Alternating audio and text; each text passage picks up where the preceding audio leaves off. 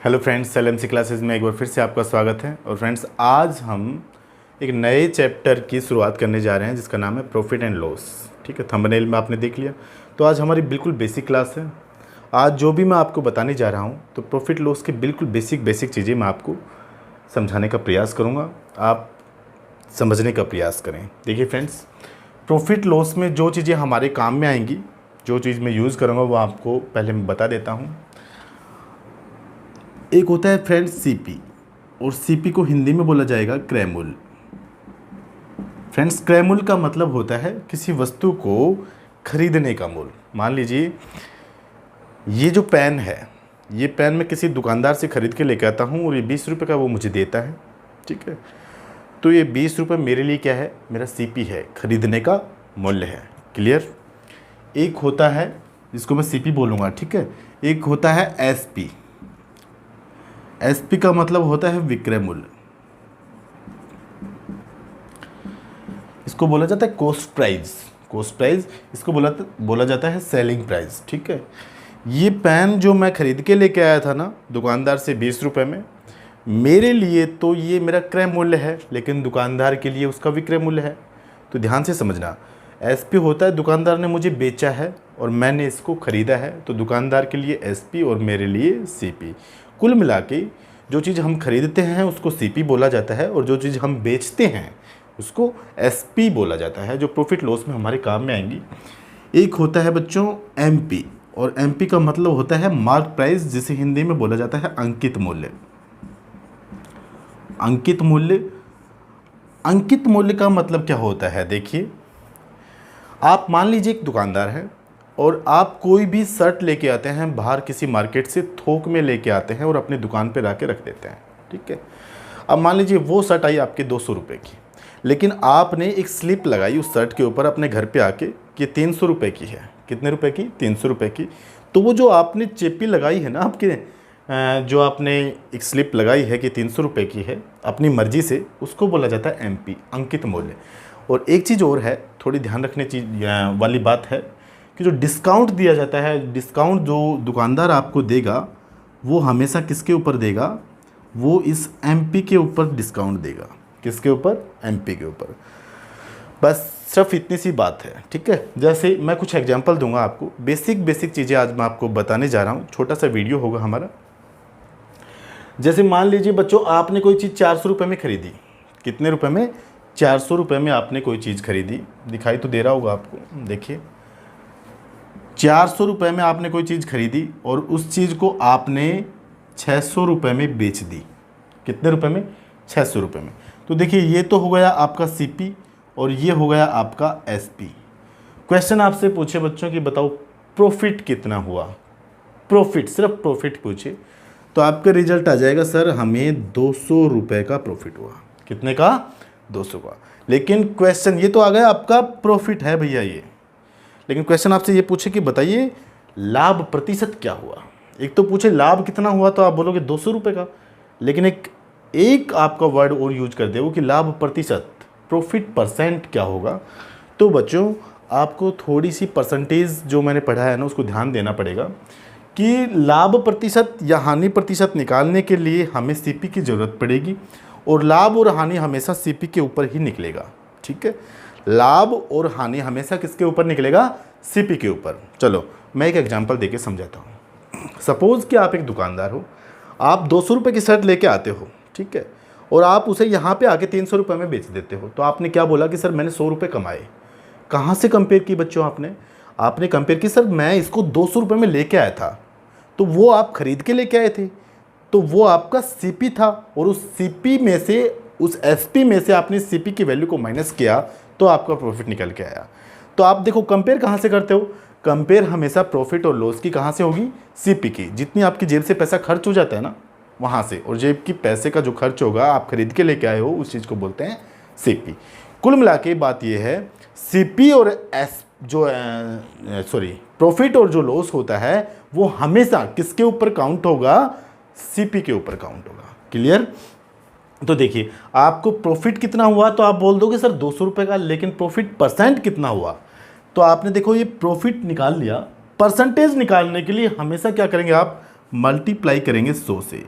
और बच्चों एक चीज़ मैंने परसेंटेज में भी बताई थी कि मैं अपनी मन की मर्जी से मल्टीप्लाई नहीं कर रहा 100 से, इसको मैं 100 से डिवाइड भी कर रहा हूँ, लेकिन उस डिवाइड वाले 100 को मैं परसेंटेज ऐसे सिंबल दे दूंगा, क्योंकि परसेंटेज का मतलब ही 1/100 होता है। ये मैंने अपनी परसेंटेज वाली क्लास में आपको बताया हुआ है, आप ध्यान से देख लेना, ज़्यादा टाइम खराब करने की यहाँ पे ज़रूरत है नहीं अपने को।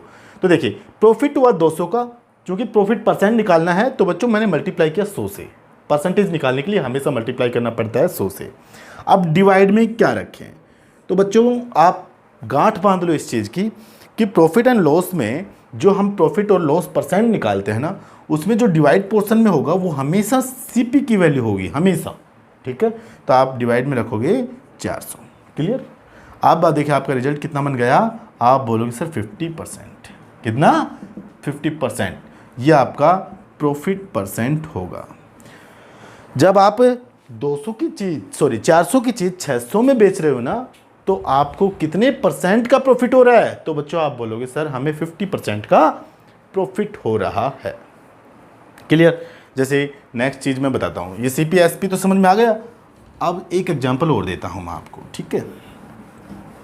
ये छोटी छोटी चीज़ें हैं और ये बेसिक चीज़ें जब मैं आपको पढ़ा दूंगा तो प्रॉफिट लॉस के प्रश्न जब हम आगे करेंगे ना, तो आपके बहुत अच्छे से समझ में आएंगे। देखिए बच्चों ये बिल्कुल सिंपल सा था। अब मान लीजिए आपको ये होगी कोई 250 रुपये की चीज़ है और भैया उसको आप 480 रुपये में, हो सकता है वैल्यू पॉइंट्स में आ जाए, लेकिन देखते हैं क्या होता है। कोई 250 रुपये की चीज़ उसको आप 480 रुपये में बेच रहे हो, तो बताओ प्रॉफिट या लॉस परसेंट। ठीक है, अरे होगा तो प्रॉफिट ही। ये आपका CP है, या आपका SP है, तो बताओ बच्चों प्रॉफिट कितने का हुआ। देखो 250 की चीज़ आप 480 रुपये में बेचोगे, तो सिंपल सी बात है 480 में से 250 को घटाओ, तो आप बोलो सर ये आपका 230 रुपये का प्रॉफिट हो गया सर, है ना। हाँ 230 रुपये का प्रॉफिट है, ये सिर्फ प्रॉफिट है। और प्रॉफिट परसेंट निकालने के लिए बच्चों गुना 100 करो और डिवाइड में अब क्या रखेंगे 250। तो आप देखिए आपका रिजल्ट बन जाएगा 25 चौका 100 और 23 चौक 92। आपका रिजल्ट आ जाएगा 92%, और ये आपका प्रॉफिट परसेंट है। यहाँ तक मेरे हिसाब से कोई दिक्कत नहीं होना चाहिए। प्रतिशत लाभ निकालने के लिए आपके समझ में आ गया। यहाँ प्रतिशत लाभ निकालने के लिए सिर्फ एक चीज़ का ध्यान देना आपको कि चाहे लाभ हो और चाहे हानि हो, वो हमेशा किसके ऊपर निकलती है? CP की वैल्यू के ऊपर निकलती है कि डिवाइड पोर्शन में क्या वैल्यू रखें? CP की वैल्यू को रखें। क्लियर। अब देखिए एक दो एग्जाम्पल मैं लॉस के दे देता हूँ आपको, ये यहाँ तक कोई दिक्कत नहीं है। अब देखो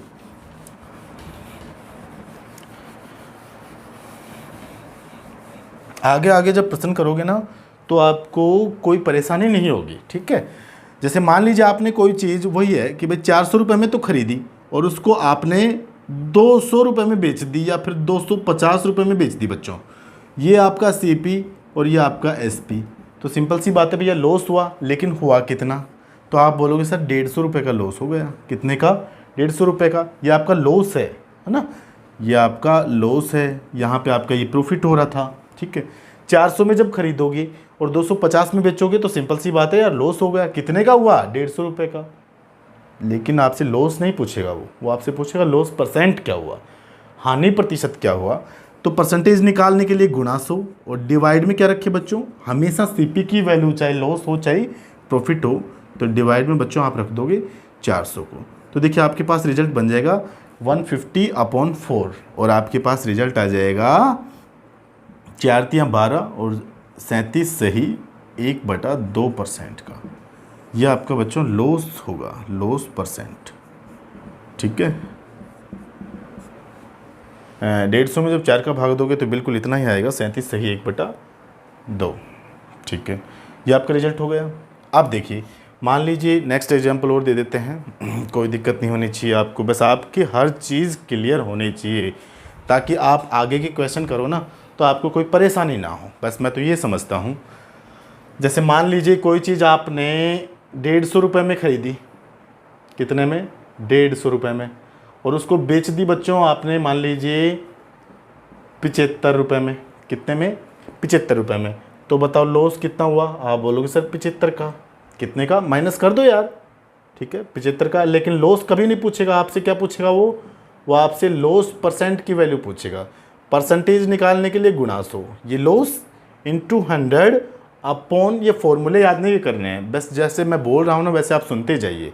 जैसे किसी बुक में आपने देखा होगा कि यार देखो प्रतिशत लाभ निकालने के लिए क्या होता है, लाभ इंटू 100 बटे क्रय मूल्य, हानि इंटू 100 बटे क्रय मूल्य, वो सेम ही चीज़ है यार, हमें फॉर्मूला देखना नहीं है, बस हमें कॉन्सेप्ट समझना है, ठीक है। तो लॉस परसेंट क्या होगा, 75 इंटू 100 अपॉन किसके ऊपर होता है, हमेशा सीपी के ऊपर होता है, ये लो, क्लियर। तो आपका रिजल्ट आ जाएगा बच्चों 75 एकम 75, और ये 2 बार कटेगा, और यहाँ से ये 50 बार कटेगा, तो आपका लॉस जो परसेंट होगा वो आ जाएगा 50%। ये आपका आंसर होगा। तो देखिए मैंने आपको क्या समझाया कि भैया प्रॉफिट परसेंट और लॉस परसेंट कैसे निकाला जाता है।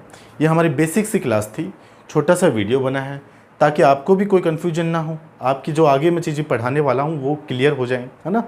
तो बच्चों ये वीडियो अगर आपको पसंद आया ना, वीडियो ये क्या, अगर पहले वाले वीडियो भी आप देखेंगे तो आपके समझ में आएगा, ये 100% मैं कह रहा हूँ आपको। तो प्लीज़ आप चैनल को सब्सक्राइब जरूर करें, लाइक कीजिए, शेयर कर लीजिए, ठीक है। Thank you.